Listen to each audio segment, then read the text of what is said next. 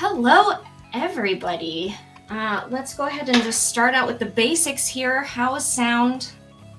Everybody say hi. Can you hear us? Is the music too loud? Let's just get that over with. Hello. Hello. Hello.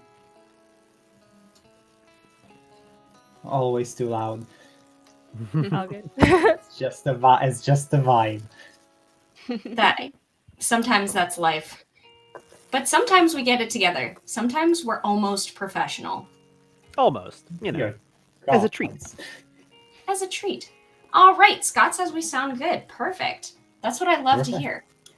So, let's go ahead and start with me. I'm Jenna. I am your stream master and interviewer for the evening. I am one of the ladies of LD&D.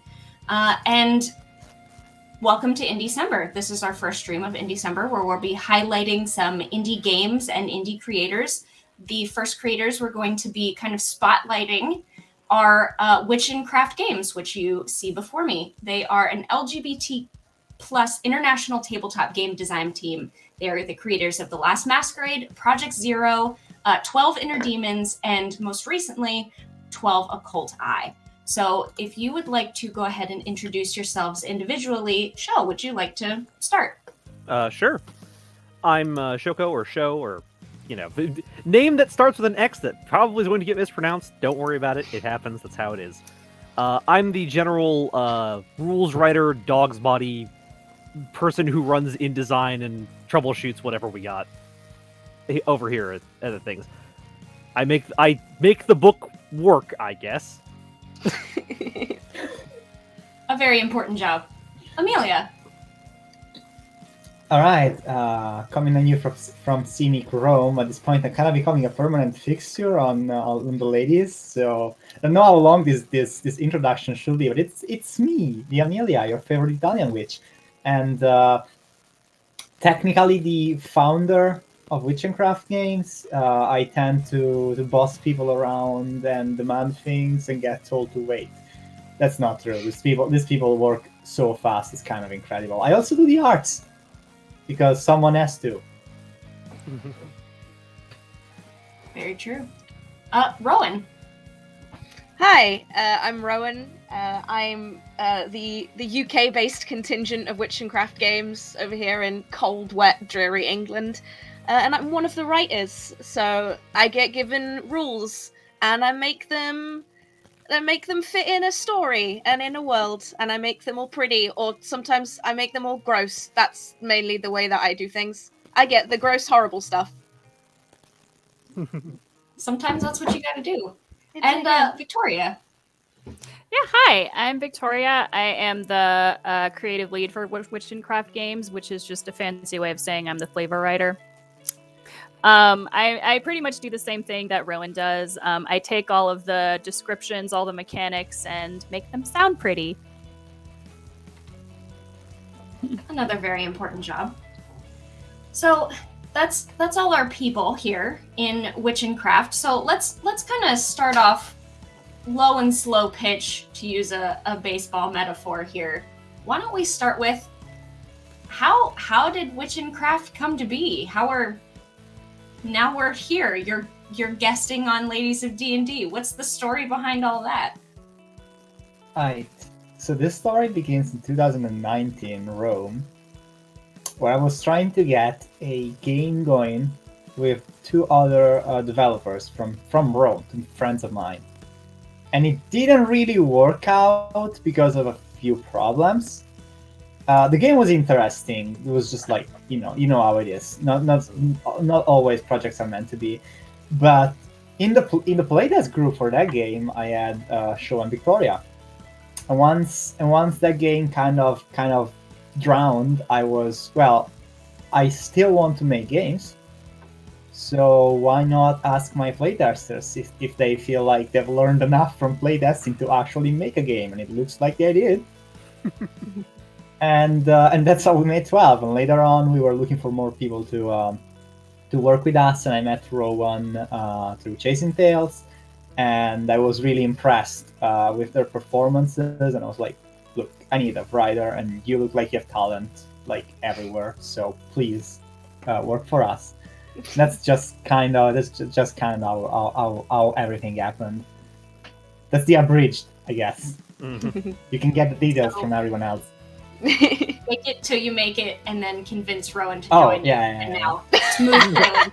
Oh, there was Everything's so good. much faking it. You have no idea. We didn't know anything that we were doing at first. I We got literally. super lucky that Penny for a Tale noticed our game Mhm. and offered to do all the social media managing for it during Kickstarter. Like that actually just saved us. If it weren't for them, we probably wouldn't be here right now. So huge kudos, as the kids say. Yeah, we really started from scratch there. I had to learn how to use InDesign in the process of making the book. It wasn't fun for me. It was an adventure. Well, as someone who uses InDesign professionally, let me tell you, big mood. Modest, in fact. So, playtesting a completely different game, and then question mark, profit, you end up with 12 Inner Demons. No, you end up with 12 Inner Demons because that was a thing that me and Sho were already doing. It was just supposed to be a comics book. Mhm. And Well, wasn't exactly then I wrong got either.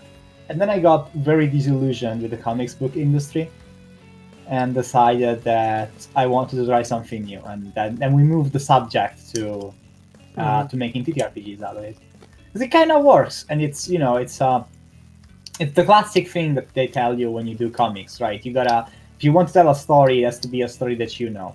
12 definitely comes from things that I know personally, and we just made them in a game, so you can tell your own story with it. Your dog, So- I heard you like stories. So we put a story in your story. Yeah, exactly. Kind of question for the whole group then. Working together, I mean, you guys had kind of known each other for a while, but you're creating a game, and some of you are working on the art, and some of you are working on mechanics, and some of you are working on writing. How does that kind of come together for y'all that you can collaborate and cooperate on something so that it is a little bit more cohesive rather than piecemeal? Like, what's your process? How do you work together? About 60,000 different Google Docs. That's Basically. that's the answer there. I think in terms of like how it started, it kind of went by process of elimination.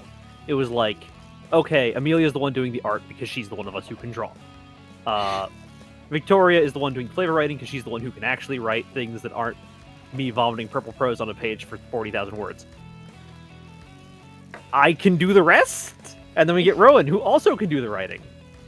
And therefore, Okay, you're writing. selling things short. I know, So- but like the kind of concept is like we fell into the roles we did because they were what best suited us with what skills we had and what we could do.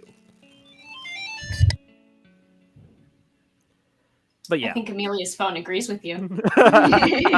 Yeah, But sorry yeah. about that. What I was trying to say is like the model that we use in effect is this. So everyone knows what their job is, and during the week is going to do their job. And everything kind of flows to me at the end of the week, and I look at it, and I usually like it because these people are really good at making good things, and making things that I like. So to be fair, most of the time I like it, and then we just figure out how to piece it together. It's essentially kind of like everyone knows what they're doing, and so once we all have like the weekly amount, we can just piece it together, see what's the next thing, and radiate again. Yeah, often They keep So- doing it. I don't know how they do it. You can ask them. I don't fucking know how they do it. They're just good at it. Let me get my timeline straight here. So when you started, it was Amelia, Show, and Victoria from the beginning, and then Yes. Rowan came on after Inner Demons. Is that Yes. how that that works? is correct. Yeah, Mhm. so I first got introduced through Witch and Craft when I got you invited me and my friends from Chasing Tales on for an interview on Chasing Tales, and we were talking about various different TTRPGs, and I think I went into a spiel about games writing because at the time I was at university studying creative writing with a focus for me personally on games writing, because it wasn't a module that was taught very much, and it was something that really interested me. And when it was taught through the lens of video games. So I was trying to kind of push kind of TTRPGs and visual novels and things like that were a bit more of a stretch for my writing skill, and that hadn't been studied as much as far as traditional writing courses often go at uni.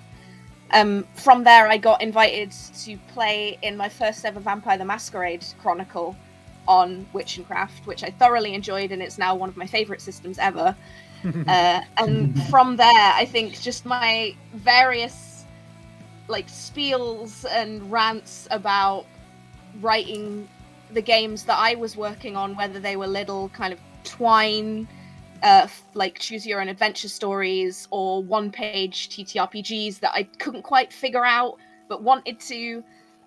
Amelia sent me a message. It was like, "Hey, you seem like you know what you're talking about. Do you want to do this properly?" And I said, "Yeah, that sounds fun." And then that was how I got involved. Mm-hmm. And it turns out properly was Properly might is a have word. been an exaggeration, but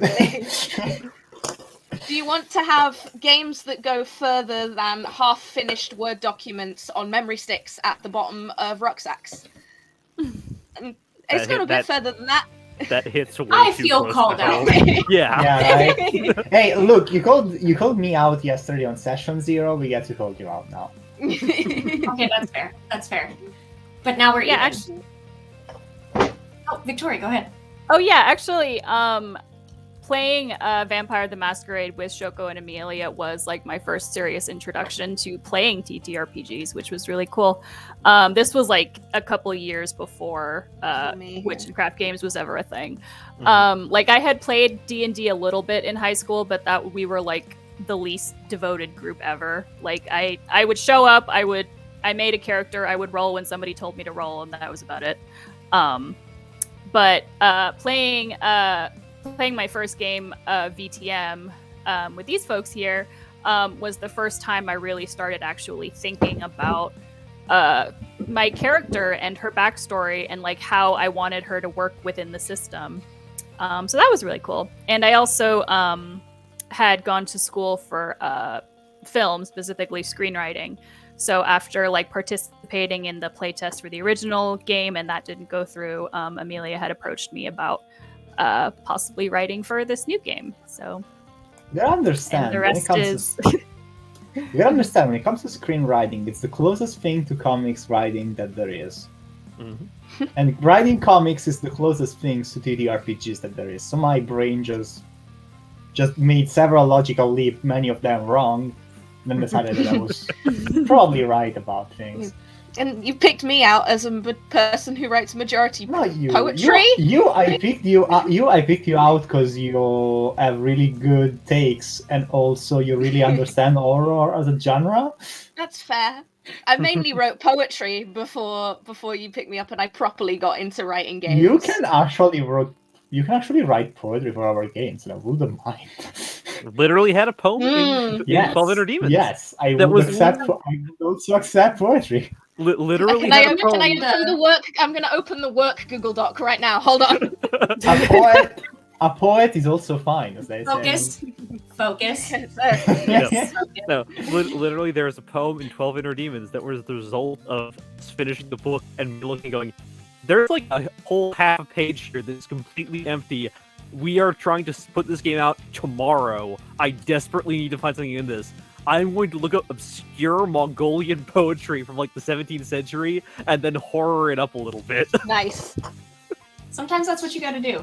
Yeah. So, Mhm. on the subject of horror, that seems to be sort of a reoccurring theme in your games, is elements of, if not horror elements of the unknown, at least. Mhm. So, do y'all want to talk about sort of how you put together mechanics that further those themes, and how you decide as a team before you get started on a game, kind of the direction you want to go in? Because horror is very tricky.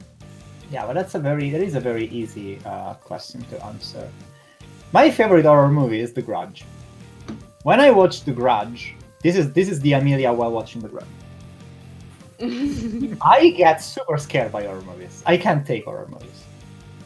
And I'm also a very anxious person. In other words, I really understand being afraid. And there is, like, if there is something that you gotta put in a game about horror and trauma and tension, is knowing how it is to be very afraid about things. I'm an expert. Expert in fear. Back in the older days, there were two type of people. The type that upon seeing a tiger runs for their life, and the type that will be like, oh, look at this magnificent predator. Humanity mostly is descended from, the former type, and I encapsulate all of its DNA.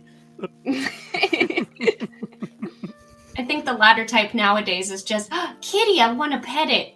The latter type now buys NFTs. Yeah. Oh no.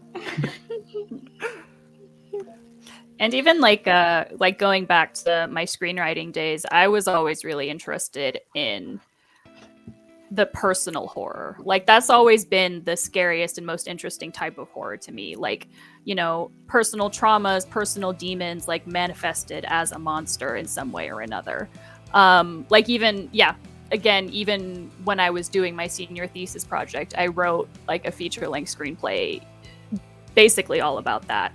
That kind of internal world that manifests as scary things. So that's always something I've like drawn on when I write for this game. On a kind of similar line, but also from the almost entire opposite end of the spectrum, one of the things that's always really interested me in terms of writing is things like cosmic horror and the absolute aggrandized form of the most unknown and irrecognizable thing that you can even pull to your mind as a reader. And how do you put that on a page? How do you make it actually, compelling to read rather than just a page full of jargon about something that you don't understand? I wrote my senior thesis, or I guess what I would call my dissertation, as a collection of short stories about effectively a low fantasy setting religious war, and about how these deities, these entities so far removed from any humanity, are able to influence the people on the ground by how much you fear or how much you trust. That stuff that's always the things that have interested me, is the grand unknown of people like Lovecraft but less shitty, and how you make it compelling, how you take it from just pages and pages of lore and names with too many apostrophes to something that's interesting and grounded as far as real people go.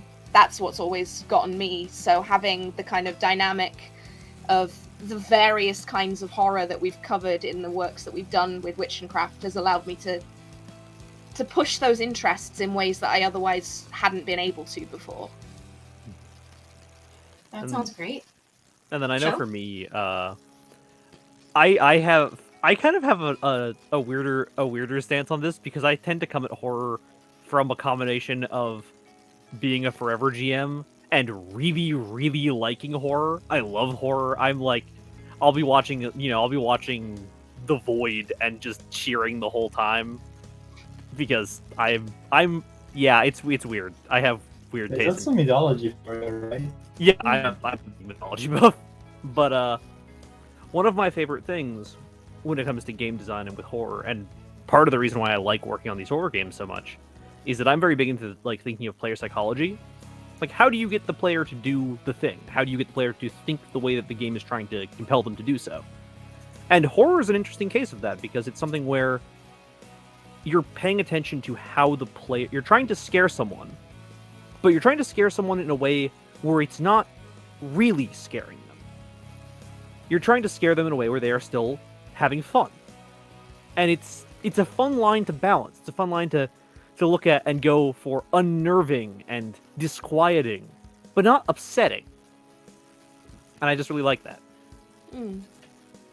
Also, I have the horrible problem of accidentally just going into horror if I can't think of Oh, anything yeah. when I'm running a game. Can't stop Literally, him. We try. literally, if it's like I'm out of ideas, horror time, spooky Mhm. tension, go. Monsters, Wrong one, body wrong one, horror, wrong just one, go for wrong it. one. Lamp for Yeah. him out.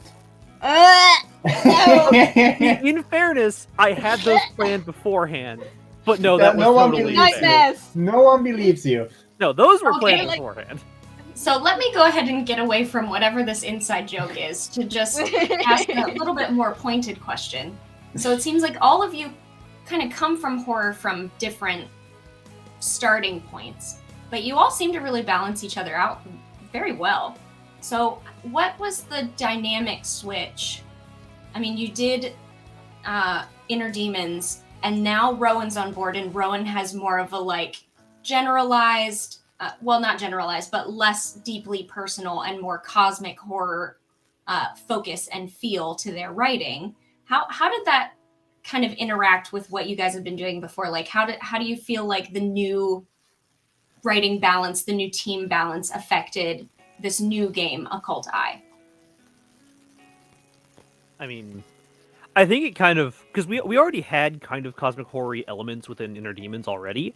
I think it kind of shifted into the general tone that Occult Eye has, which is that 12 Inner Demons is much more of like a, for as much as it is a horror game, it's a very hopeful game. It's a very like it's a positive game for as much as it is a horror game, right?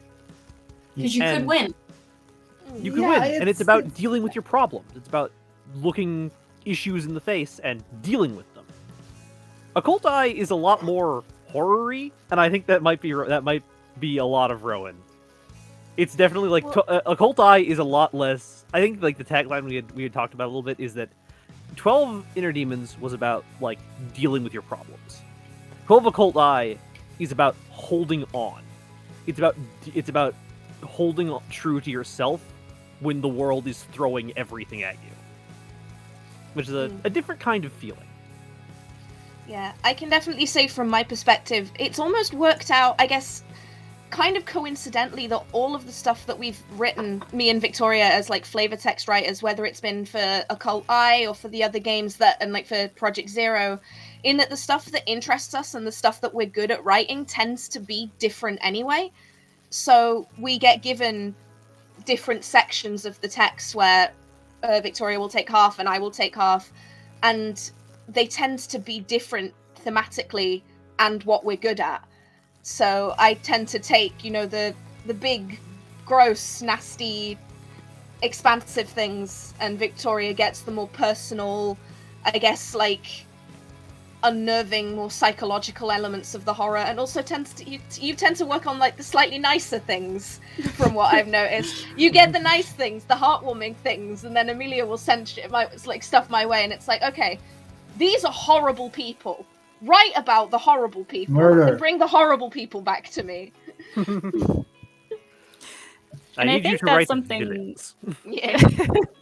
I mean, that's something that's always been really cool to me about the overall concept of what we're doing is that, like, it's because it's so multifaceted and because there are so many different approaches you can take to it that, we're kind of able to do what we want to do and what we're good at doing, taking those approaches without it taking away from the overall concept, because there's so many different ways you can get at it.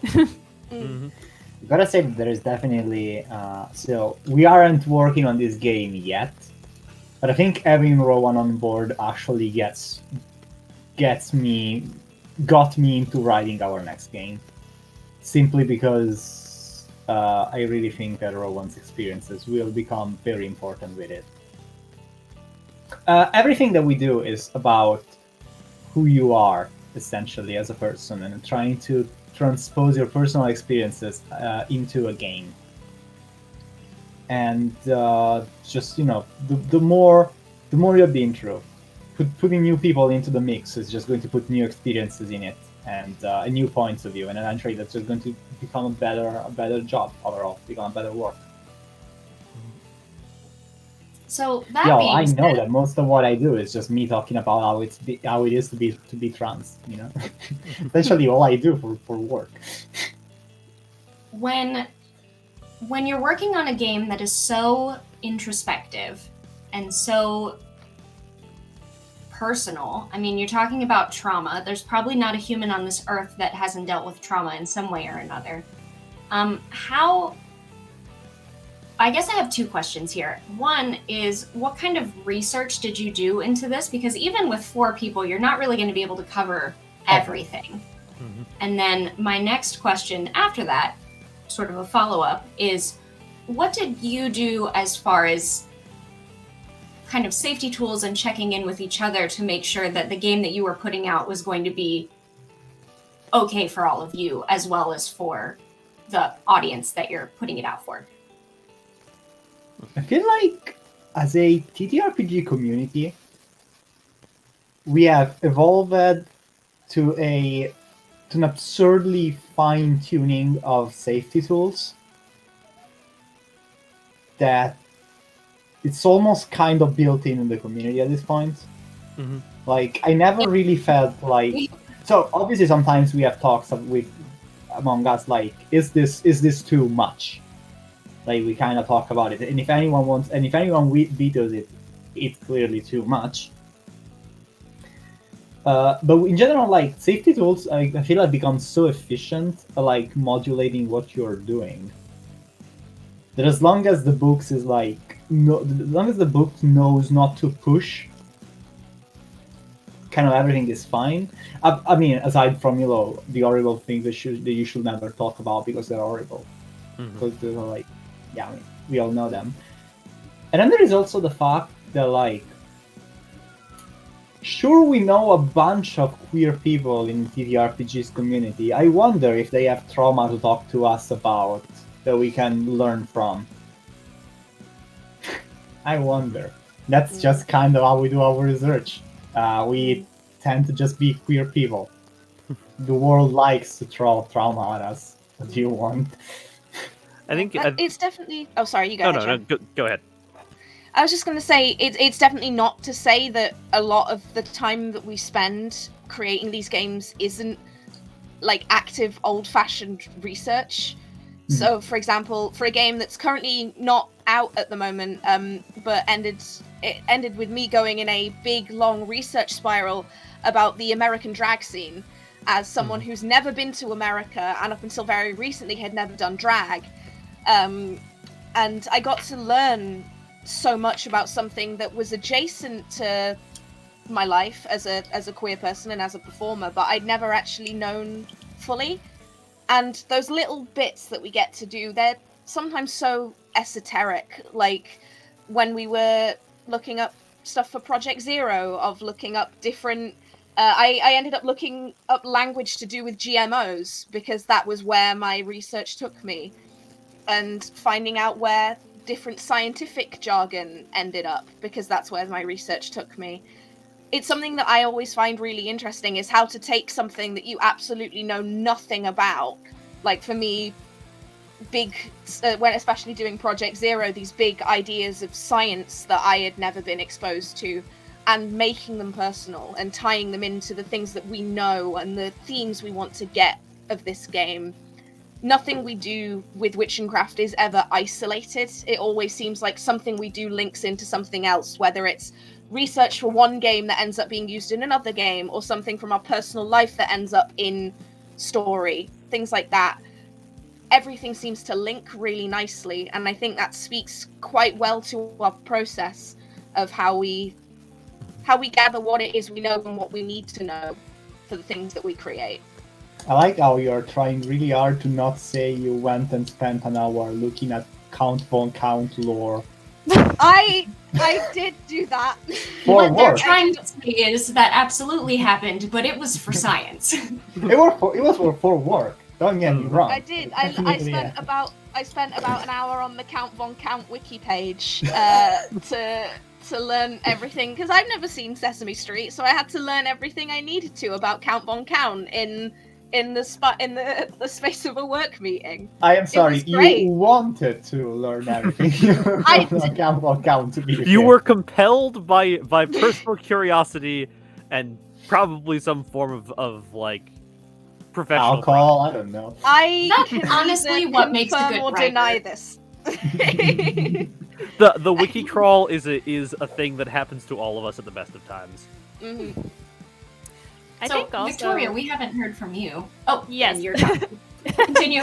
yeah. I was gonna say I think it's also something that just comes naturally with just playing games together as often as we do. You know, I mean, I hope eventually, we can bring Rowan to that same level as like, we have like playing together for as long as we have. But over time, I do think you gradually just start to like intuitively know, what your other players and what your GM is comfortable doing within your games. And I think that really informed my process of working like as a team, like actually making a game. Yeah, 'cause In we play other games words, together. We we still play games vibe. together. We vibe, yeah. In so Vibing. many words, yes. And that's always good. So, Victoria, remind me, I don't know if you said and I just forgot, but where are you from? Where are you? I'm originally from the Bay Area, San Francisco, same as Shoko, or that's where he is right now. I'm currently in the Um, Bay Area. I am not yeah. from the Bay Area. Yeah, right. But I'm originally from there, but I'm currently in Austin, Texas. Okay. So, Mhm. 2 Americans. You said you're Great Britain? Rowan? I'm English, yeah. English, and then Amelia is Rome. Yes. Italian. Molly. So, how do you think that those completely different cultures kind of came together and impact how you create this game? Because, I mean, obviously, Rowan, like you said, you were doing a lot of research onto different, like, the American drag scene, which you're not a part of. So, I know that you guys do your research on different cultural influences, but yes, Amelia does speak for all of Rome. That's just facts. Yes. But how Look. do you think that your different cultures and your different kind of backgrounds that you come from influenced how you get together and make these games? Because you're all kind of coming from different places. You gotta understand that the more is always the better in this sense. Like, I am so happy that our group is actually made of extremely diverse folks in every way. Like, ethnically, geographically, in every possible way. The reason for it is that when I was developing a game with 2 other people in Rome, I honestly, if I compare to that, I can kind of see the provincialism in a way, the restricted mindset. We were all kind of coming from the same place, and we wouldn't have ended up going anywhere but the same place.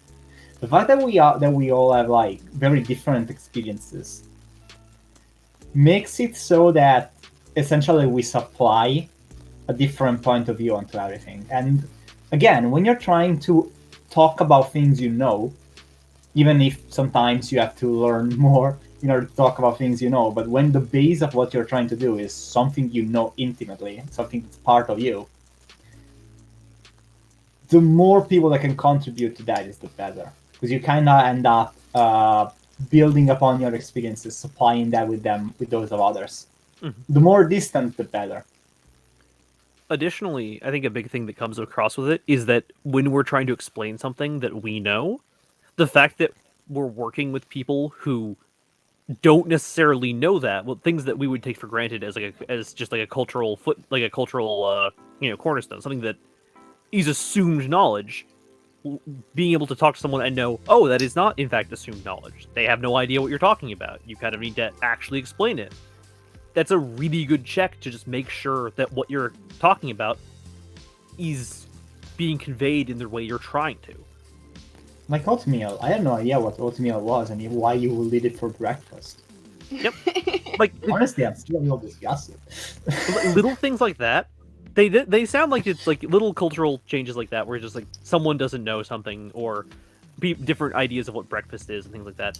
They sound relatively little in the course of writing something like a game, but they really matter. Like the little details matter a lot when it comes to getting your message and your point across. And there's no better way to check it than to tell it to someone who probably doesn't know anything about it.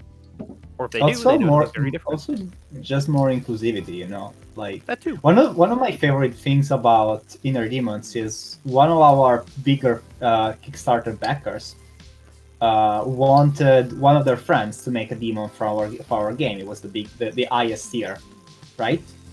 And this person was in Central Africa, and they helped us make this African mythology inspired archdemon, which went like in a completely different direction. We had no idea what we were working on, and I feel like our game is way better for it now. Like having the first-hand experience of someone with a different cultural background than ours, helping us make content into our game that reflects their cultural upbringing. I think just makes the game better for everyone. And I think, Gets the people that are part of that background involved too, right? And I think kind of on the opposite end of that, a really valuable tool is the different like sort of media that we originally bonded over and that we originally found common ground in. You know, like books that we all like, movies that we've all seen and enjoy and kind of drew inspiration from. Like that's kind of something that's where it's really easy to find common ground with someone, even if you're in like different places of the world. Like during the original writing process, when we were first writing 12 Inner Demons and I didn't really know what I was doing, Amelia was just like, okay, so this is the kind of like tone that I'm going for, like this book, for example, or this game. And I'm like, oh, I know what you're talking about. So I can like look at that and then kind of like emanate that in what I'm writing. It's also really nice because you get like on the same point as Victoria was making, is you get different source material of being from these different cultures, growing up with different things, as like Joe said, being common knowledge, being assumed knowledge. It means that writing and rules just feel different but not disconnected, because say we're all a fan of the same genre, but a genre in the US is different to a genre in America is different to a genre in England. So where I might say we all draw on mythology for a particular character, I will draw on English mythology, which is very, very different to, say, Joe drawing on American or even native mythology, or Amelia drawing on Italian or wider European mythology. It's all so wildly different.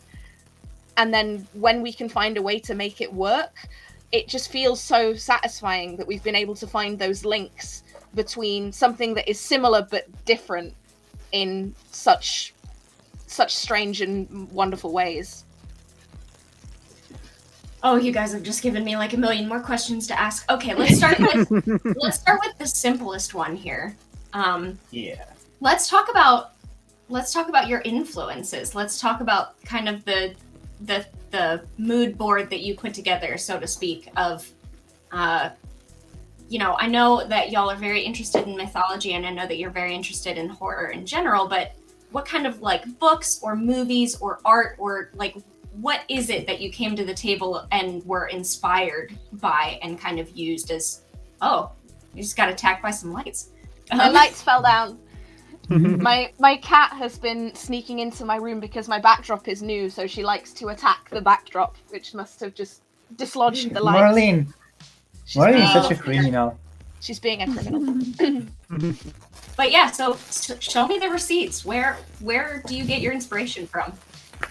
You can go ahead while I pull on some books. You pull all of your books out. Get your sources. She's literally showing the receipts. Yeah, they're here. For me, not just exclusive to Witch and Craft, but as far as my entire like writing career and writing experience goes, I always like to I always like to draw on the historical and on things further back in the past. So at university, I studied romantic poetry back from the 1700s to the 1900s. I've always had a fascination with Shakespeare, and even further back with things like the Iliad and the Odyssey and works of Homer and Plato and all of these people. That's the stuff that's always got me, is whenever I don't know what I want to write in my time, I look back and say, okay, if I'm trying to convey grief in the modern world, how was it conveyed in ancient Greece? How was it conveyed in Renaissance Europe? Things like that. And that always gives me like a baseline boundary of like looking back, seeing how things were done. How can I move that forward to how things are done? So the history and the, I suppose, kind of classical literature is stuff that influences me the most. I think on my end, it's kind of a horrible chimera of a few things, because mythology is a really big one. I'm a really, really big mythology nut. I love myths and folklore from everywhere and anywhere, and it's super fun. One of my favorite things. Me and Joe have definitely gone off about mythology several times in work meetings. And it does help considering where you come from, Joe, because like big white owl headgear. Oh yeah. The cursed item. Yeah, I've got some interesting stories from my dad's Taos Pueblo, and so there's a lot of interesting local folklore, and also just interesting personal weird stories that happen to my family that I take a lot of inspiration from. Your dad is the best. But yeah, no, I tend to. So the weird chimera of my influence is like one part mythology and very specific folklore and stories that have happened directly to my family, most of which would probably work well in some kind of ghost story novel somewhere. Veracity of them, I don't know, but they're really weird. One part of that chimera is niche RPGs. There's like a running joke that whenever we'll describe influences, it's gonna be everyone else is describing like things they're influenced by, and I'll be like, okay, so this one time in this thrift shop, I found this RPG from like 1997, and it was about this and that, and so I took one mechanic from that, and that's why that's in 12. And it's that kind of thing. But I'm a really big fan of just weird little RPGs and weird indie RPGs and old RPGs. I'm the kind of person who will go into a thrift shop and just walk out with like a crate of games I'll probably never play, but I really enjoy reading them, so it's fine. So your influences are a goblin because your influences are anything shiny because you're a goblin, and you'll just take it all. Basically, I will say though the third influence actually is a lot of fiction. I read a lot, and I really specifically a really big influence on a lot of my stuff is that kind of I want to say late 90s, early 2000s movement of weird fiction, of trying to like bring back the weird fiction movement. China May V and China May V is the big one, who was a very big example to me. But just generally like fiction and fantasy with the emphasis on strangeness, on this idea of like things that are. I put it like it was not quite the magical realism angle of like Jorge Luis Borges, but like the one step further than that, one step beyond that. We're reading a book and you're looking at it and going, oh, that's really weird. Cool, though. So, go on this journey with Here we go. So when I was in high school, I was in high school in classical studies, right? Which means I also spent 5 years learning Latin and Greek. And that means that I actually fell kind of in love with the more active kind of speech pattern, like the Julius Caesar kind of situation, like the Lycia kind of writing, where the modus operandi is simplicity to the point of dryness, even, but with its own beauty in it. It's elegant, simple but elegant. that's something that I always kind of wanted in everything I do. When I was in comic school, this was one of my biggest inspiration. This book specifically by Nicola Mari, because it's like very simple whites and blacks, really big inks essentially, and not much else. And also, this is a really big inspiration onto output. That's another thing, because this book is about acceptance of death and stuff like that, and it's really important. And in general, I kept going with this kind of like really simple styles. Like Hellboy is probably one of the most well known of my inspirations when it comes to comics. Like again, everything is very neat, almost dry but elegant, and that's kind of where you want to be. And then how do I get that and make Shin Megami Tensei become that? Right? And that is kind of where all my design philosophy becomes. Trying to get something on the more fantastic end, something like the Meta Barons, like Jodorowsky, like classic sci-fi writer, and get it to become an existential story about your own inner world in a very like elegant and immediate way. You gotta just whirlpool all of this into attempting to make a game, and that's how Wild happened. For me, it's a kind of a lot of different sort of urban fantasy stories. Like, I'm really interested in seeing stories about kind of worlds colliding. Like, what happens when, the supernatural mixes with the mundane? Like, what happens when the alien is confronted with humanity and vice versa? That's just something I drew on a lot.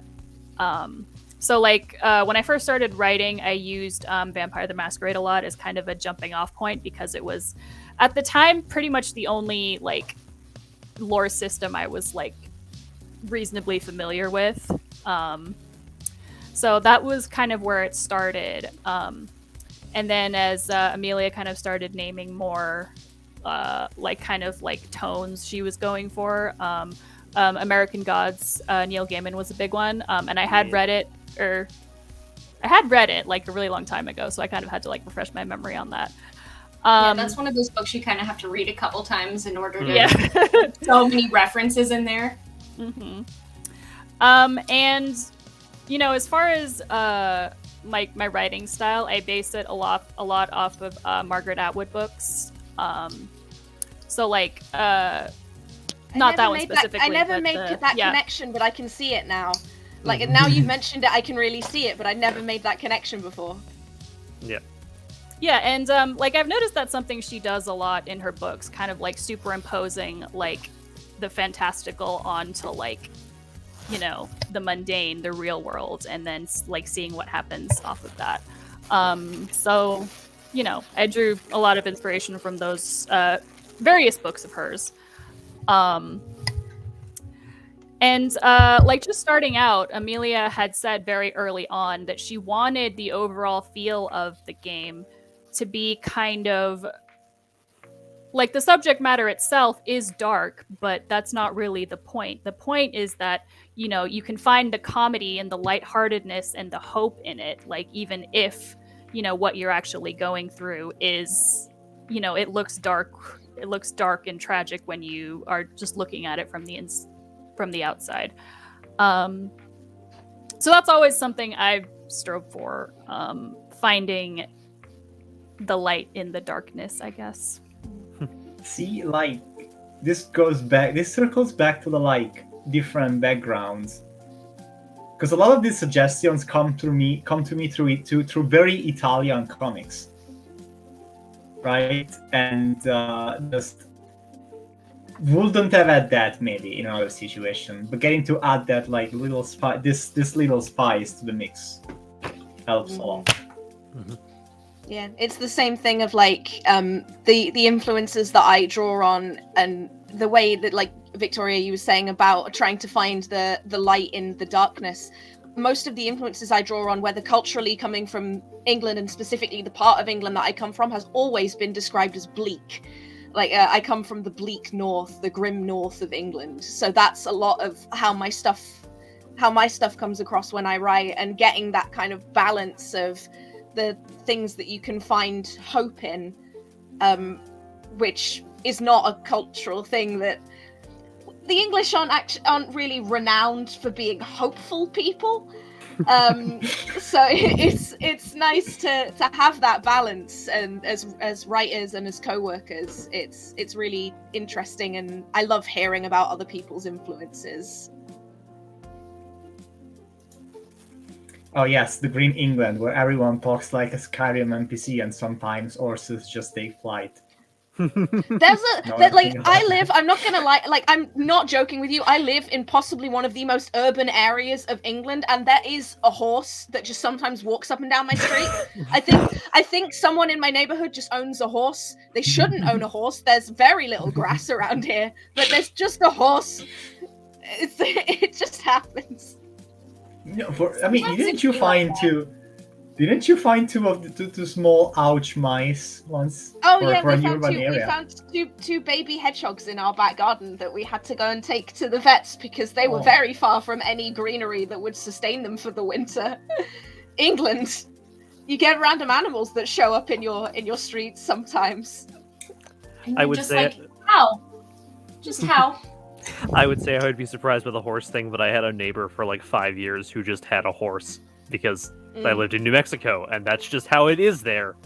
Yeah. The lawless expanses of Santa Fe, I'll tell you. You what. would. I am not joking. When I would be down at this local restaurant to hear my mom play a gig there, and he would just ride by on his horse In the Nice. middle of Santa Fe. In the middle of downtown.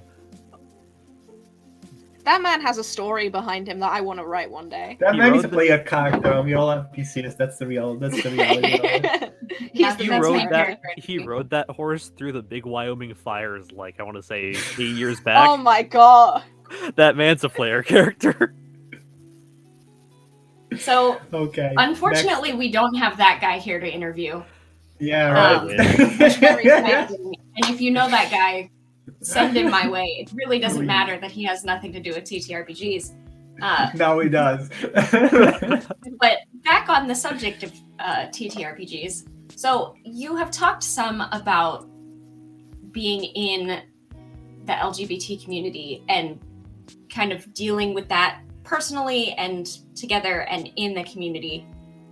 We've talked a little bit about how y'all have some differences culturally because you're all from different areas. How would you connect with other, like, I'm not in the queer community myself, but I'm in the disabled community, I'm in the neurodivergent community, and they're kind of related, but they're still sort of separate things. So like, how do you, when you're writing your game, when you're trying to put your game together, like, how are you thinking about other communities rather than just, I mean, obviously you have like your heavy hitters, your big ones that you're a part of, but like, how do you try and connect with other people too? We've had sensitivity writers on things like that we've done. Specifically, one that I can remember very closely in my mind is Project Zero. For the year zero, for the kind of opening that we ran, we all created characters that we wanted as like pre-gen characters, and I wanted to create my character in a wheelchair. I do not use a wheelchair. I am physically abled. So it was really important for me to go to people who had those experiences and say, okay, this is something I want to write about. How do I do it realistically? How do I do it respectfully? My closest friend in the world is a sufferer with chronic illness. She uses a wheelchair. She uses a walker. So she was the person that I went to. And I said, look, this is the idea that I have. This is what I've written. I want your help. This isn't me looking for like approval and for you to say to me, oh, you've done a great job. And it's like, no, I want you to tell me what I've done wrong and how I can make it better, because this isn't an experience that I've had. And I will always advocate for sensitivity writers and sensitivity readers whenever you're creating something that is like, I say, a social issue or something that people deal with that you haven't dealt with. If you want to write a character that is not of your race but maybe might experience something horrible like racism, go to someone of that culture and say, how do I do this properly? How do I do this respectfully? If you're writing an LGBTQ character who's not of your orientation, or if you're not LGBTQ, go and talk to someone who is, and make it right, make it respectful, because there's, I think, potentially the one thing worse than not including any form of diversity beyond what you know is including it when it's stereotypical, even if it's not intentionally stereotypical. Having sensitivity readers and having people that we know we can trust to say, you've done this wrong, this is how you should do it, was really helpful and really reassuring when I was writing this disabled character. And I knew that I wasn't going to fall into these horrible ableist stereotypes that are so prevalent in most other media. It was something I wanted to avoid, and with the help that I got, I did avoid. There is also the fact that, like, Witchcraft Games is not just the four of us. A gaming company is not just the people that work at it. It's also like kind of our web of people around us, and that kind of works its way in, especially when we are talking about, since we are so heavily invested into talking about personal experiences, right?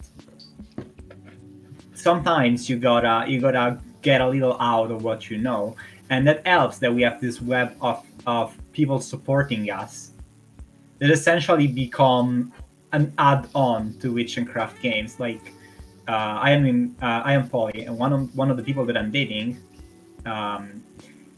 is really knowledgeable about ableist language, and essentially fed her everything we do, asking her like, what is wrong about this? What is wrong about this specific words? How can I like not use them? Essentially, what's the best solution? And that's kind of beyond just having a sensitivity reader at a certain point. It's just kind of like a part of your life that is not you, but it worms its way into your job for the good of it, honestly. Mm-hmm. Like, we are not just the people that we are; we're also all the people that we know and that we care about. Essentially, is what I'm saying. Yeah, and like that can come on very serious topics, and even and very lighthearted topics too. It can just be, you showing off something you're doing to a friend and getting some feedback, just as much as it can be you going to them as in need of a sensitivity reader or a sensitivity writer. Like, we share our experiences with people. We share what we do with people. We interact with others, and in doing so, the things that we make get better. They improve, and they learn, and they come together. I am learning. That's kind of the point, right? TTRPGs are just about like putting together different people and watching them elaborate their experiences as character in a make-believe world, right? TTRPGs are all about learning about other people, essentially. So we're just taking away one step. We're doing it before we even go to play. And also, I found in general, just playing games with a lot of different people is really helpful in like informing like the way that I write and like the subject matter I want to present. Like, even just doing that, I've kind of learned a lot about, this is a thing that, some people are sensitive about, some people, where it can be kind of a sensitive topic for people. And this is something that I should be more mindful of in the future when I'm writing. I know it's like a really simple answer, but I found it's really helpful for me. Mm-hmm. Interaction. You heard it here first, folks. Play more games. It will make you a better person. Talk to people. It's Agreed. Just that easy. Just respectfully talk to people. It's not that hard. So we've been chatting for about an hour now. I think it's been going pretty well. Let's go ahead and shift gears a little bit and talk about like the future. We'll start with an easy one. What are y'all? I know that right now you're still working on like playtesting Occult Eye and stuff like that, but that's kind of a known quantity. So what's next for you? Oh, I was waiting for this. I have a thing. Well, then I won't let you answer. Rowan. Oh, well, for me, like my general kind of approach to this company and to the work that I do here is that I get stuff thrown at me and I write it and I throw it back. So there are stuff that things that I've written for games that have been archived or fallen a little bit by the wayside, that I hope, I have my fingers crossed that maybe we'll pick up again, because they were really cool and, you know, super fun things with really cool potentials. So for me, like, it's less kind of I know what's happening in the future and more of what I hope to happen in the future, of some of the things that we've worked on already that I'd love it if they were able to resurface. And maybe they won't, that's fine, because sometimes projects just don't work out, and that's okay. That's kind of what you have to go through as any kind of creative. Anyone who's in any creative industry will have, you know, half-finished documents or paintings or whatever it is that they do, and you have to kind of get used to that. But for me, my hope is certain things that we've archived for a rainy day come back out, if that rainy day comes around, I suppose. Mm-hmm. I think I have a feeling of what a couple of those are. Oh, I definitely Okay, want now those to you may become speak. real. Definitely want those to become real. But many of those are like very small games that I kind of want to use like to pad up while we are working on the next big thing, essentially. And be like, you know, this is really big. In the meanwhile, have this. This is cute. Small thing. You know? Mhm. Small and pretty. Because I have been working on a game for 3 years now that I've never really put out yet. And that's kind of like the game I always wanted to make. And I think after 12 and after these two small games, I think the time is right for that game. And it's a big undertaking because it's a more personal game than 12, and 12 was already a very personal thing for me. And this is even bigger. This touches on all the core traits of Amelia, so like witchcraft, changing your body, changing the person you are, and big fuck off robots. Why not? Just gets That all the checks out. things that I care about and puts them together and asks the question of like, how do you change when your body changes, essentially? And it's honestly, I have been writing so much and I've been putting together so many things for this game, and I'm so stoked, and I can't wait to actually get to work on it with everyone. Mhm. It gives me the big fuzz. Having been, because I remember the game's been worked on and off for 3 years, right? And so It's very early changed on, so much. yeah, very early on, I still have some of the early like documents we made for the very early iterations of it, and I'm like, I'm very excited to see where these go now, because those were fun. I had so much fun working on those. I think I was the one that eventually said, like, I think we should keep all of these documents, like, relatively in the same place, because we never know when we're going to need them again. Like, Yeah. even if they feel outdated now, like, you never One know. day.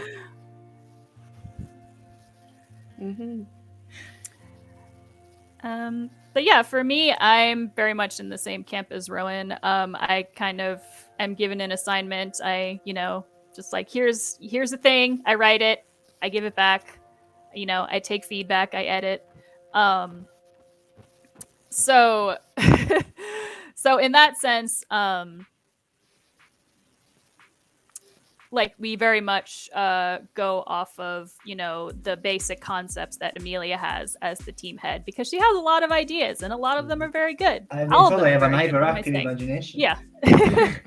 I sometimes wake up to messages in the work Discord from Amelia in all caps, just saying like, I am the best games designer that has ever lived. I've had the best idea. Sometimes And we're I like, have "Oh, very we've got-" interesting showers, okay?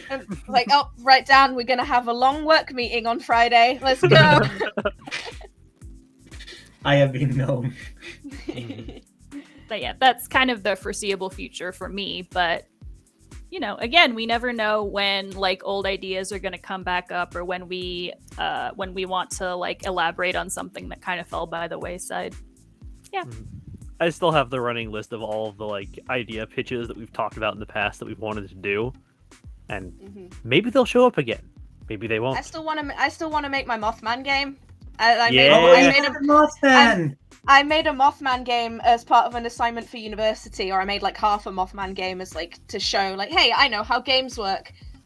Where like I did everything on it. This wasn't a Witch and Craft thing. It was like I did the mechanics, I did the writing, I did all of the flavor, all of that. And then got to a point where I finished it for the assignment and was like, you know what? This could be like an actual good thing if maybe other people worked on it with me.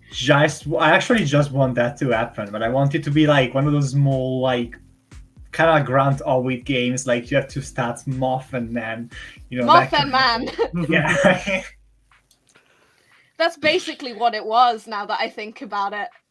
So are you more Moth or are you more Man? And what happens when you find the balance? Are you a kid? Yep. There is also the famous, because we have Vampire Catboy Maid Cafe. That's a game that actually exists, and we have Night on the Town, also known as Fantasy Drug Simulator, and those games exist. We just need to like put them together and put them out. And then there is a fever dream that I had like some time ago that is Green Babes from Outer Space, and that's just funky sci-fi stuff that came into my mind back in the days when people wanted to storm Area 51. The pitch was, you were right.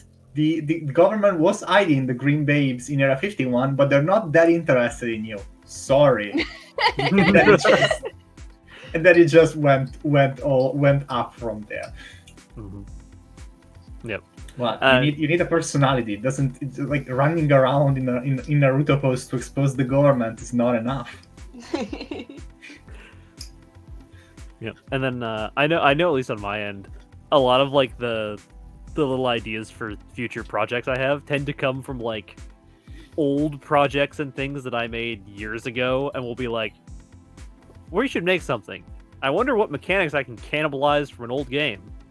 Like Last Masquerade. Last Masquerade is based predominantly off of a 24-hour RPG Jam game that I made. That was basically it was like I'd call it like 1980s horror, 1980s child horror movie simulator. It was the Stranger Things method, right? You get a bunch of like tweens. Kids on bikes. It's kids on bikes. Like you get a bunch of tweens in the 80s. They're stuck in a house. You get something happens and there's a monster. Go. And part of that was that it had an entire setup with random generation for the house. I was like, what if we made that, but like more of a real game? But if we made that, but Count Goku. But Count Goku, yes. And I'm still holding out. That happened. I'm still holding out hope for one of those other RPG Jam games turning into a thing. Which was Dread and Breakfast, the bed and breakfast in which you are like arch monsters running a dungeon as a B&B because the lich who runs it has gotten very, very bored of killing heroes and terrorizing the countryside. Actually, can we? Okay, well, let me know when you finish that one because I love that idea. Actually, do you remember the tower at the end of the world show? Mm-hmm. We can kind of fall down together, can't we? We totally can. I love it. Let's do it. All right, let's go. It's turning into an impromptu work meeting. Yeah. You do not pay me enough for this to be a work meeting. That's fair. We don't pay you at all. So I want me to pay you? I love being paid. Everyone should pay me. That's fair. Same. Yeah. I have a couple more questions before we wrap this up. One just honestly personal question here is, I was hearing a lot about Project Zero, and then it seems like you kind of shifted focus to Occult Eye, which I'm super grateful for because we're going to be able to play Occult Eye in December here on this channel. But can you tell me a little bit more about what's going on with Project Zero? Project Zero was a very ambitious project. Maybe a little too ambitious. I don't think that we can make that game real right now. So it's more of a long-term we are not. I don't think we are mature enough as a game developer studio to make that game become real. That is a really, really real game, and it takes experience. And I don't think we don't think we are there, honestly. I think the basis is okay. I don't think we can do that. At least not now. It got to a point where yeah. Well, like every meeting that we would have about Project Zero, it just got like we would finish a thing, but there'd be 2 more things that got added in, and it just got bigger and bigger and bigger. And I love the concept of Project Zero, and I really hope that we do get to finish it one day, because I love some of the writing I've done for that, and some of the writing that Victoria's done, and some of the mechanics are really, really cool. But it just got to the point where it's like, okay, we've made Year Zero, we've done this playtest, this beta test for it. Let's let it sit, because we're proud of what we've done for it, and it's not realistic to keep going with it right now, because it's just going to explode out of a way where we can't handle it, and if we tried to, it wouldn't do justice to all of the ideas that we've had for it. So it's tabled, it's in a little box on the shelf to be opened when we have more time and experience, I suppose. There is also the fact that, like, when you're working on a game and the people that are working on it dread working on it, like don't feel anxiety about working on it or anything like that, it means that is not something that you have to work on right now. That needs to be tabled. Mm-hmm. That is not an environment in which anyone should work. And the moment in which someone is like actually just like, yo, I can't, you need to reconsider whether that's like a developing thing that can be done.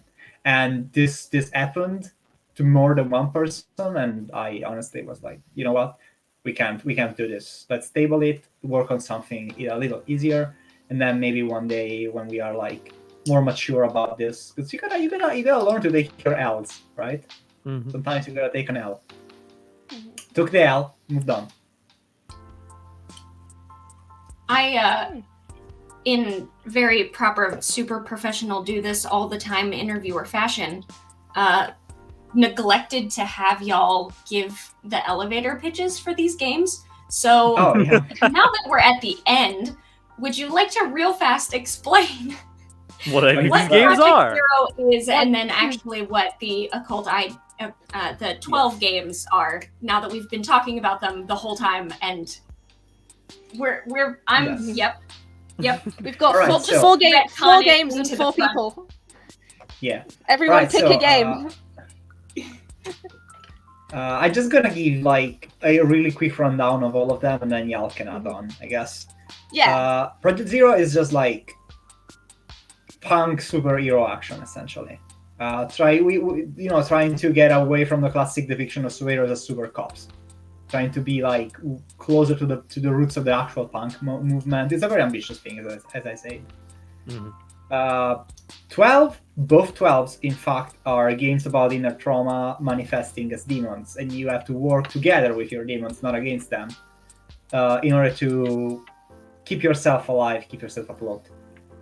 Now, Occult Eye, which is the second book, it's gonna be it's completely playable without inner demons. You don't need to own the first game. You can use anything from the first game into Occult Eye, but you don't need it.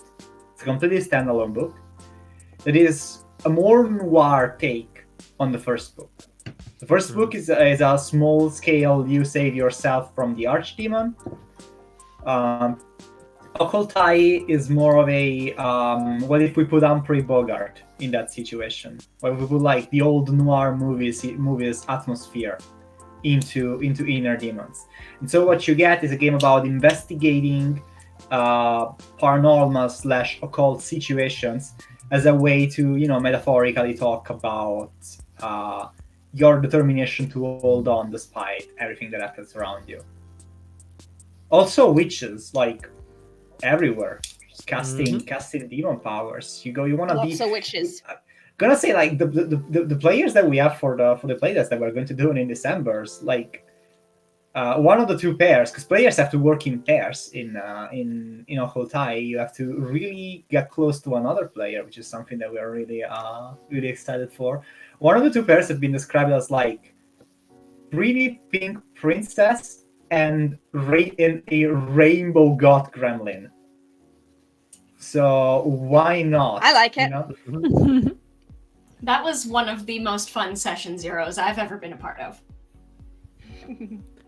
I got informed afterwards that they both picked. Oh, where'd Amelia go? Uh-oh. Oh no. Oh no, Amelia!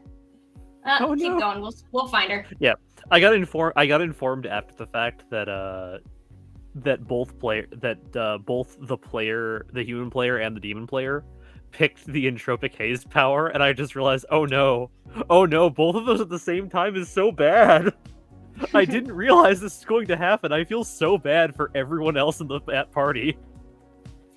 No, I mean one, let chaos reign, and two, I mean that's part of playtesting, right? Is players are going to absolutely. come up with things that you hadn't considered. For, But that's for some of the most fun about TTRPGs is you as the DM are like, I think it's probably going to go this way, and the players are like, here's some batshit stuff I just thought of, and you're like, all right, onward.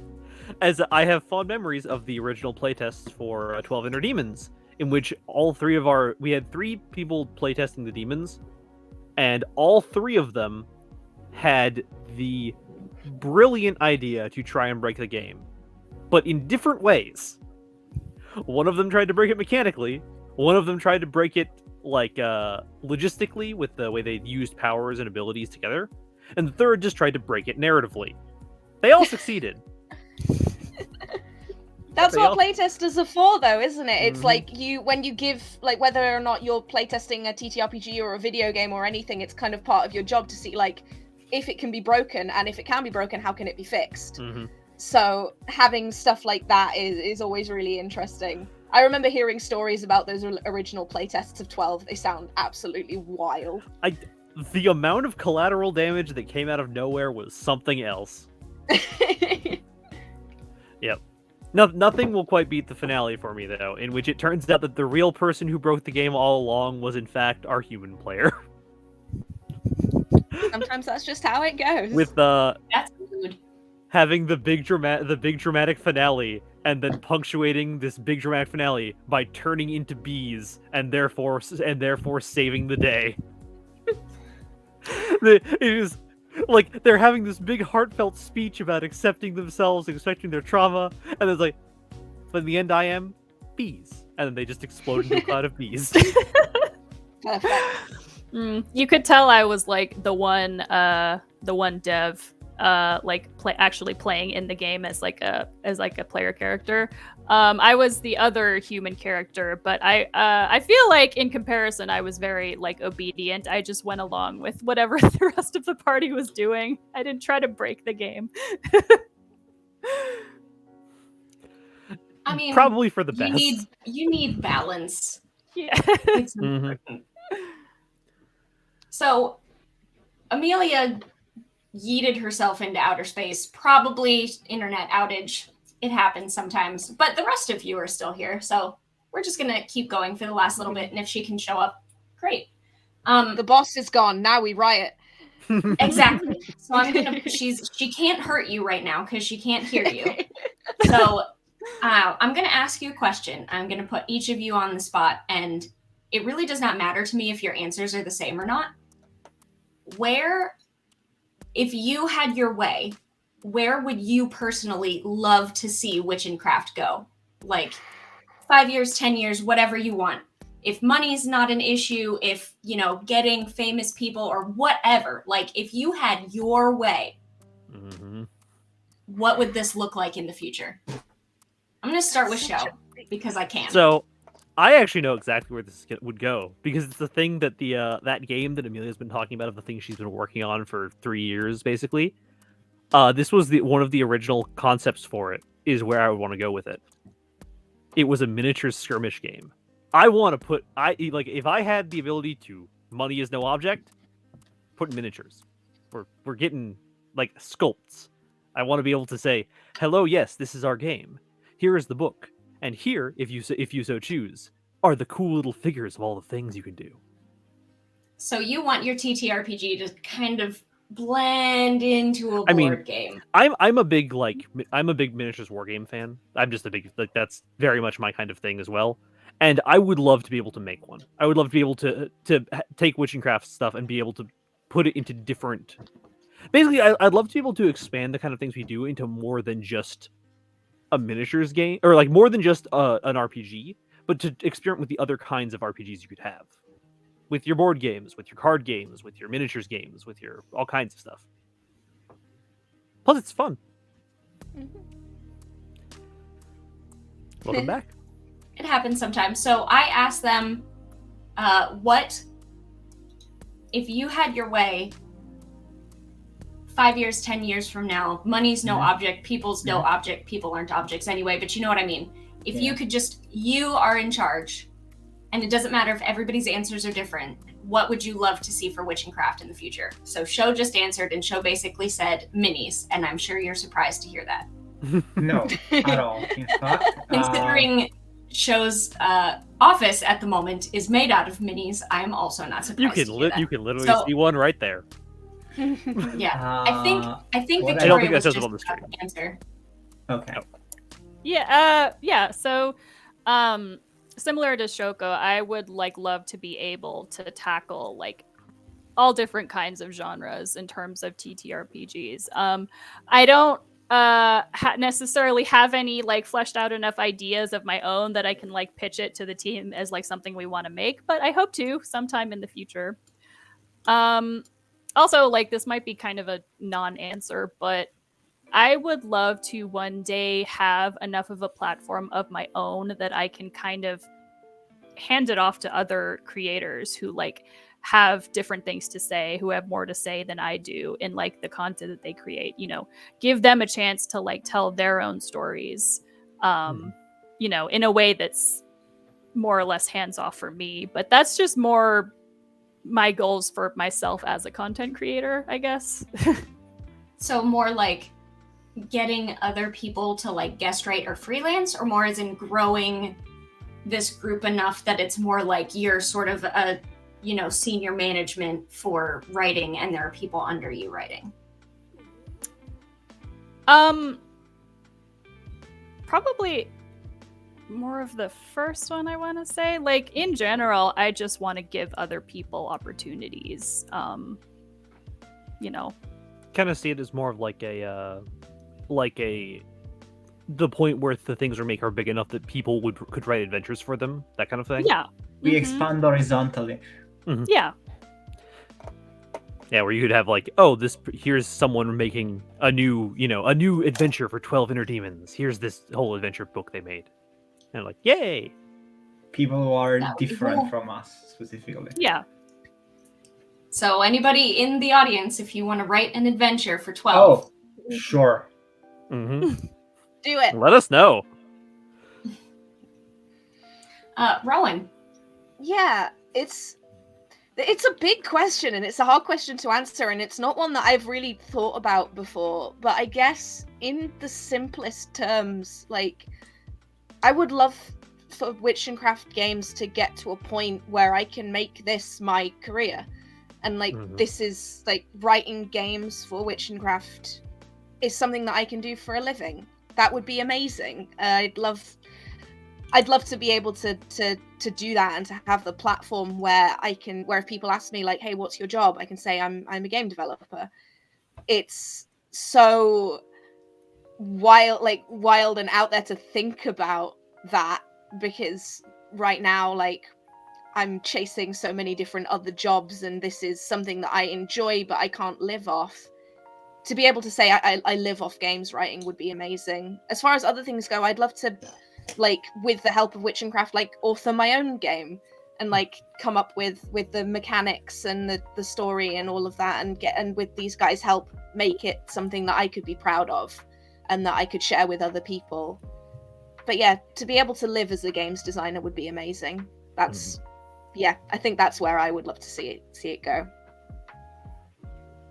I feel like my answers are very similar to Rowan's in that, on one end, I do really want to see them like take off a little, in the sense of like, right now when we make games, it's mostly me just coming up with something and then getting them to work on it. And I would really like if this didn't stay the same, right? I would like to work on a game that Rowan put together. I would like to work on something that Victoria put together, or someone else that doesn't work for us yet and maybe one day does. Mhm. But I think the most important thing to me, I started making this, like, Witch and Craft, not just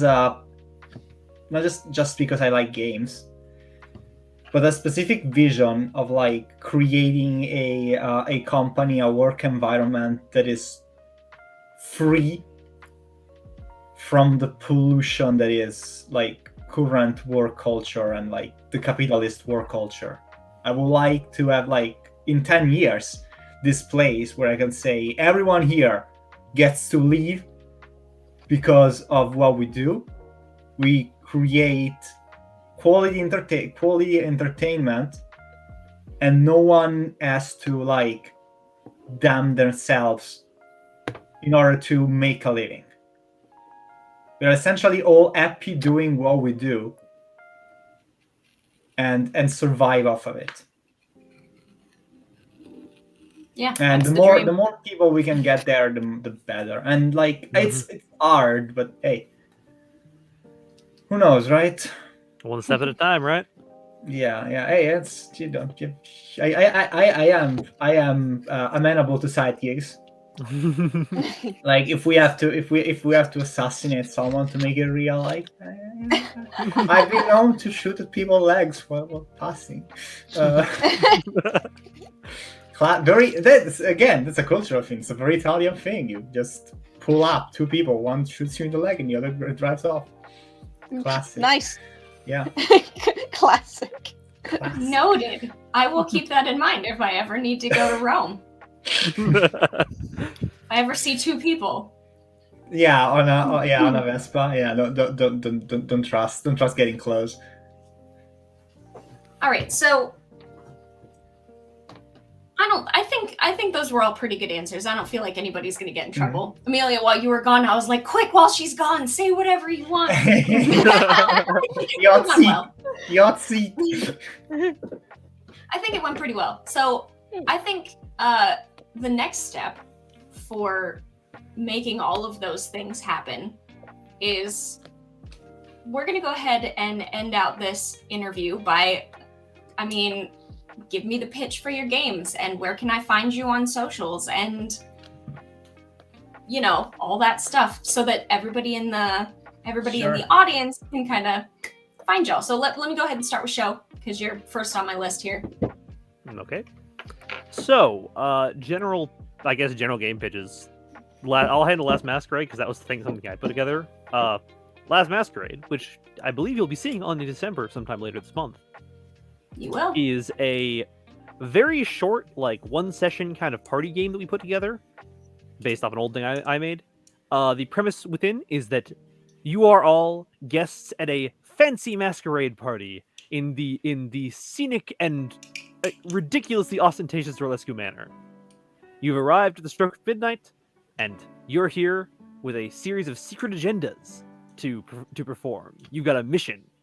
These missions are, of course, made by your other players that you shuffle around and figure out who gets what. But there's a problem. There is a monster hidden at this masquerade ball. It's not just a matter of completing your agendas now. It's a matter of getting out of the night alive. So yeah, fun one session long horror thing meant for a party game. Usually gets very, very goofy. Oh yeah. One of our first games of it. Human jerky. One of our first games of it had a character whose name was Beef Wellington Esquire, and it did not get more serious from there. Nice. I was in that one, I think. Mhm. I think I was in the one with Beef Wellington. You were in the next one. You were in the one after. You were in the one that I also played in. That was the very first one. Yeah, the very first one had Beef Wellington Esquire and Beef. Oh, almost okay, so getting people were just exploded. making Making references. references to The one Beef. I was in, I don't remember who it was, but somebody in the party pretty much immediately took their clothes off and then spent the entirety of the That was game. Elvis. That was Yeah. Elvis. They were playing that the noble who had to shame his family, and the first thing he did was take off all of his clothes except the mask and just start running around yodeling. Yep. I do remember that. That's one way to Yeah, shame so your family. If I That remember, was my introduction to the game. It was if I remember beautiful. rightly, there Fantastic. was an entire sequence in which your character Amelia was trying to kill them, Oh and yeah. they just kept like dancing with you Naked. while naked in a room that was on fire, Yeah. and you nearly died of social shame. Yeah. As you can tell, this game is very fun. If you need places to find You. me at least, I'm over on Twitter at Showtime. I don't post very often, but you'll see some relatively poorly painted Warhammer minis and occasional retweets of all our stuff. Yeah. Other than that, I'm not really around anywhere. I'm here doing this stuff. You have a Discord you're active in. That is true. We do have a We Discord. have a Discord that we need to remake public. Yes, we will Yeah. work on that. Don't worry. We had It's some currently issues. it's currently not possible to enter that Discord. Mhm. Yes, we will be working on that. We also have a website that it's very Yeah. bare bones. We haven't had a lot of time to work on it, honestly. But All our links are there. yep. So if you need to Feel find, free to post any links you want in the chat. Please I'm show moderating, yourself. so I'll Yep. let them through.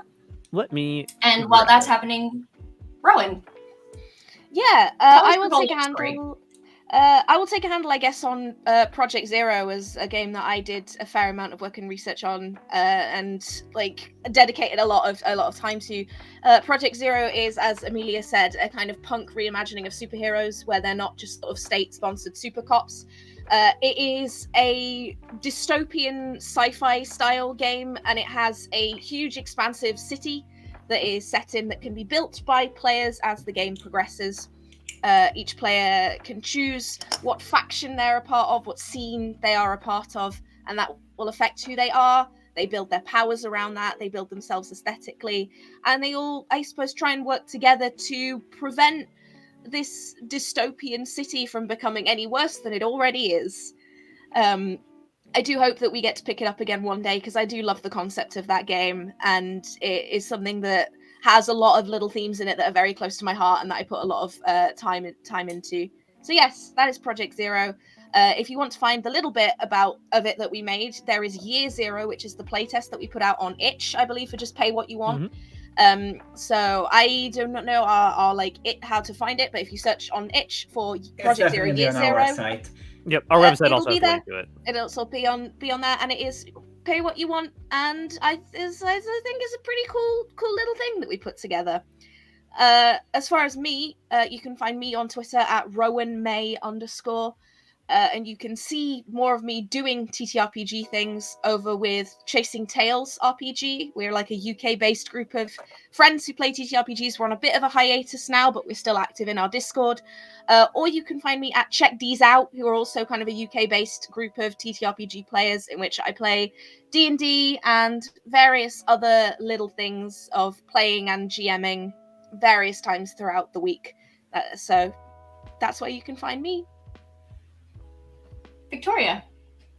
Yes, I guess I can sort of pitch the kind of like two smaller kind of companion games.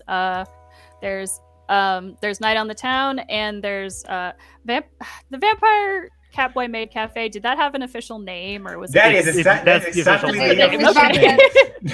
That is Okay. its official name. Why? Why would you ask? So yeah, Night on the Town is sort of basically just fantasy drag. If all of these fae creatures, the fairy court, had drag competitions and they had shows and they competed for the crown. There's various like challenges you can do. Side challenges, main challenges, all in pursuit of that fame and glory. And Vampire Catboy Maid Cafe. I have to make sure I say the words in the correct In order. Yeah. It's extra annoying. There are many different bloodlines, clans to choose from as a Vampire Catboy Maid. I wrote the descriptions for all of them. They're not at all serious. I had a lot of fun writing them. What? Not serious? No. How could that game not be serious? This was Truly, the work meeting that I spent an hour on the Count Von Count wiki page for. truly. So All I of can the come up names with the are Count Von terrible Count cat plan. puns. And all the names are terrible cat puns. I was gonna say, truly, how can the noble clan of the Nyasferatu not be serious? I still feel so cursed that I actually created that. I kind of know how that happened. No, But it's yeah, perfect. please, It's perfect. please, Robbie, continue. Yeah, so there's the various different bloodlines to choose from, the different venues, the different types of maid cafes you want to set your story in, different weapons approaches you can use as a vampire catboy maid hunter. There's that as well. So we're still working on those two, and we hope to have those two out soon as well. You can find me. I'm on the team Discord like everyone, and I'm also on Twitter. It's rabbit_heart X. I mostly just retweet and signal boost things that we're doing as a group. Stuff like that, and pretty artwork. That's pretty much it. But You can also contact her to actually write on your books. So hey, yeah. if you ever want a really talented one. Oh, thank you. And now, let me once again pitch 12. Just cause 12 both Inner Demons and Occult Eye. You will get to see here this Saturday as I run a session of the first public session of Occult Eye. In fact, we get to explore the witchy side of Rome together with 4 other players. 12 is a game about teaming up with your own fears in order to make sure that nothing worse happens. It's about working with your demons, and as Vic Priano likes me to say, it's a game where Shin Megami Tensei meets Silent Hill with predictable results. Please come look at it, because we have been working so hard on it, and it's worth the world to us. To me, it's just my baby. You can find me as _anemone_art on Twitter. I post my art that I do for this game and others. I've recently been commissioned to make a very secretive cover for another game that I won't spoil it you. And coming the new year, I will also be in a really big vampire project that I will talk to you about later during the Occult Eye sessions, because really big and secretive once again. You'll see. I got stuff to spare for all of ya, and hopefully you will want to see our games, because again, they are all new, they are all original, and they are all fresh. All the mechanics that we use, we develop personally. There is, obviously, of course, there is influence from games that we have played in the past, but we try to always give you a new experience, whether it is silly vampire catboy maid action or serious fight your traumas action. Come to us. We welcome you with open arms. Swear you're not dangerous. I don't believe you. That's probably for the best. So just to kind of wrap all that up then, my name is Jenna. I've been your stream master for the evening. You will see a lot of me this coming month. For in December, we are going to spend the entire month highlighting indie games and indie game creators. So you're going to see a ton of indie games. I can guarantee you there are going to be some that you have never heard of and never seen before, and you should tune in and find out about them, because I'm in planning for every single one of them, and I wish that I could play all of them because they're all so cool. So if you're interested in The Last Masquerade or in 12 Occult Eye specifically, we are going to be playing both of those games from Witch & Craft in December. As Amelia said, our Saturday at, I believe it is 1 p.m. Eastern. So like this same time slot, but on Saturday. We are going to be playing.